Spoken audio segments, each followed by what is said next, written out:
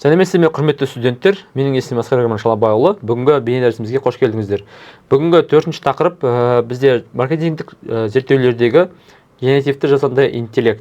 Өткен дәрісте біз промпт инженеринг негіздерін меңгерген едік, ал бүгін біз сол дағдыларды маркетологтың ең маңызды жұмыстарының бірі нарықта тұтынушыны және бәсекелестерді зерттеуге, оны қалай қолданатынымызды қарастыратын боламыз.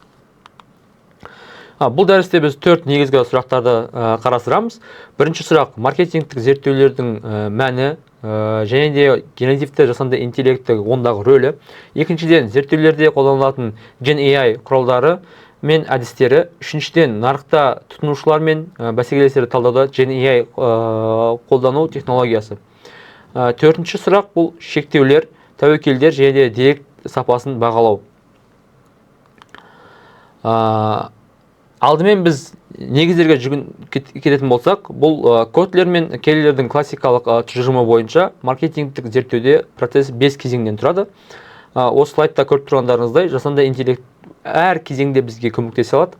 Мәселені анықтауда гипотезаларды тұжырымдайды, жоспар әзірлеуде сауалнама сұрақтарын қалыптастырады, ақпарат жинауда пікірлер мен әлеуметтік желі деректерін өңдейді, талдау кезеңінде ашық жауаптарды автоматты кодтайды, ал соңында есепті синтездейді.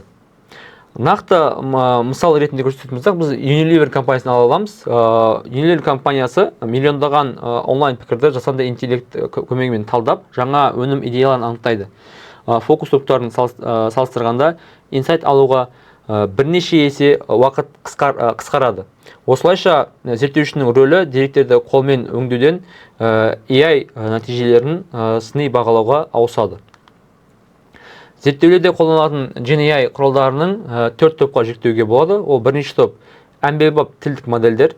Олар ChatGPT, Claude, Gemini секілді зерттеу дизайн әзірлеуге, сауалнама құрастыруға, сапалық талдауға және есепті жазуға қолданылуы мүмкін. Екінші топ бұл мамандандырылған зерттеу платформалары. Бұл BrandWatch, TalkWalker, Qualtrics AI, бұлар сентимент талдау және әлеуметтік медиа мониторингіне арналған құралдар. Үшінші топ бұл талдау және де визуализация құралдары. Бұл Power BI, Tableau, деректерді тазалау, кластерлер және де болжамдық модельдер жасау үшін керек. Төртінші топ бұл синтетикалық деректер платформалары. Виртуалды респонденттер, яғни AI персона арқылы тұтынушының мінез құлқын алдын ала модельдеуге мүмкіндік беретін топтар. Өткен дәрістегі білімімізге еске түсірейік, бұл зерттеу нәтижесінде сапасында нұсқаулықтың нақтылығына тікелей тәуелді, яғни промптқа тікелей тәуелді. Зерттеу промпты 4 бөліктен құралады. Біріншіден біз рөл береміз. Сен банк маркетинг бойынша талдаушысың. Контекстте біз жаңа депозит өнімін нарыққа шығарамыз. Дерек форматында 500 клиент пікірі CSV форматында жүктейміз. Күтілетін нәтиже 5 негізгі наразылық себебін кесте түрінде бер деп айтамыз. Бұл құрылым сапалық зерттеуде сұхбат транскриптерін тақырыптық талдауға, ал сандық зерттеулерде аномалияларды анықтауға, кластерлік талдау мен болжамдық модельдеуге өз кезегінде қолданыла алады. Енді дәстүрлі зерттеумен Gen AI негізіндегі зерттеудің салыстыратын болсақ, кестеде көрсетілгендей жылдамдық бойынша дәстүрлі зерттеу апталар мен айларға созылса, Gen AI минуттар мен сағаттардың ішінде бізге нәтиже бере алады.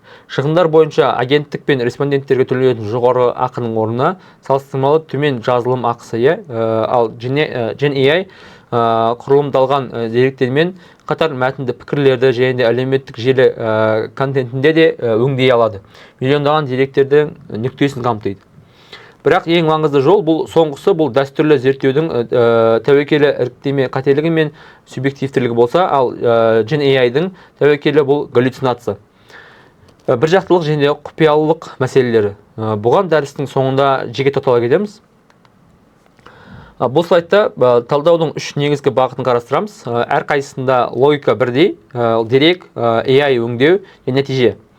Нарық талдау салалық есептер, статистика және жаңалықтарды өңделіп, нарық көлемі, өсу қарқыны мен трендтері шолуы дайындалады. тұтынушының талдауда сатып алу тарихы, пікірлер мен чат жазбалар негізінде сегмент портреттері, яғни персона, олардың ауыр нүктелері және сентимент анықталады.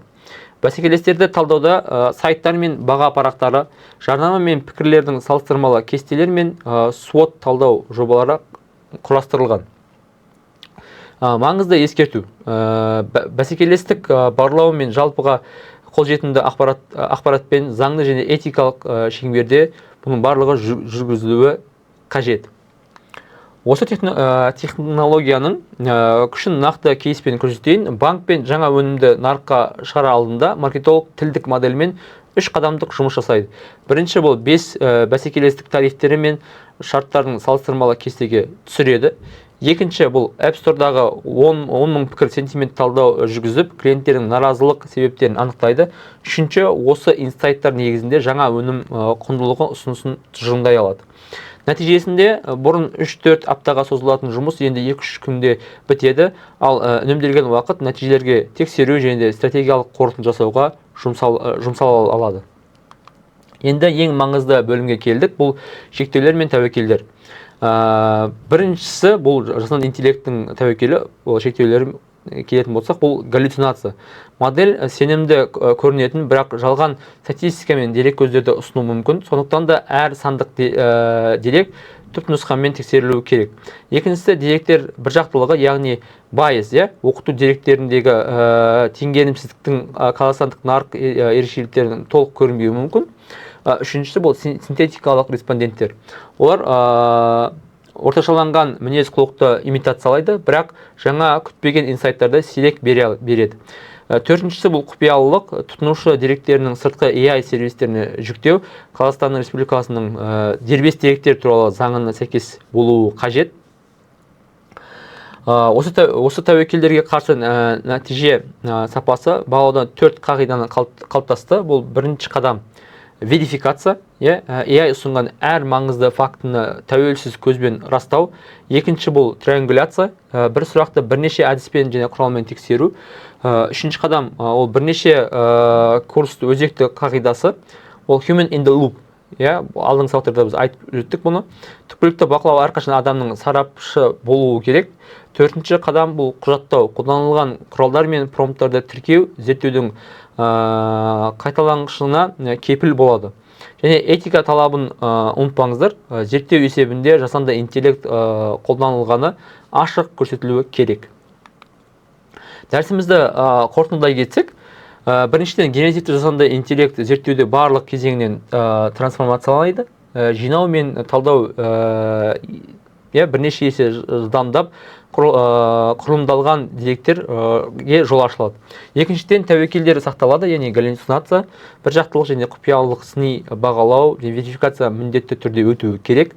Үшінші, заманауи маркетологтың жаңа құзыреті бұл AI нәтижелерін кәсіби скептицизм мен интерпретациялап, дәйекті басқарушылық шешімге айналдыра білу.